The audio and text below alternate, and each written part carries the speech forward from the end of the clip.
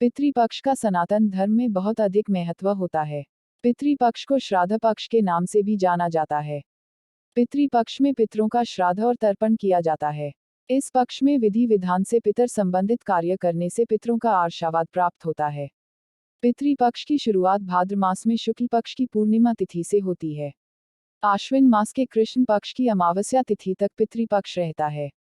धार्मिक मान्यताओं के अनुसार पितृपक्ष के दौरान पितर संबंधित कार्य करने से पितरों को मोक्ष की प्राप्ति होती है। इस वर्ष 10 सितंबर 2022 से पितृपक्ष आरंभ हो जाएगा और 25 सितंबर 2022 को पितृपक्ष का समापन हो जाएगा। पितृपक्ष में मृत्यु की तिथि के अनुसार श्राद्ध किया जाता है। अगर किसी मृत व्यक्ति की तिथि ज्ञात न हो तो ऐसी स्थिति में अमावस्या तिथि पर श्राद्ध किया जाता है। इस दिन सर्वपितृ श्राद्ध योग माना जाता है।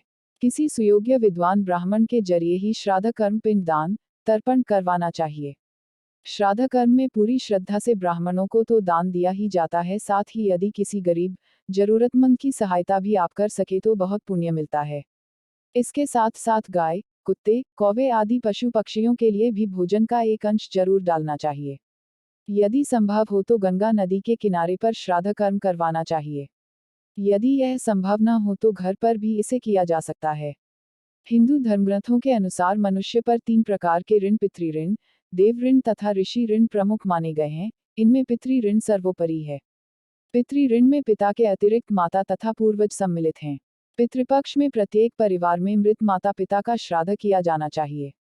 शास्त्र कहता है, धर्मार्थ काम मोक्षाणाम यस्य कोपि न विद्यते अजागस्त्यस्यैव तस्य जन्म निरर्थकम, यानी मानव जीवन का हेतु ही यही है कि धर्म पूर्वक अर्थ का उपार्जन करते हुए कामनाओं की तृप्ति के उपरांत मोक्ष को प्राप्त हुआ जाए।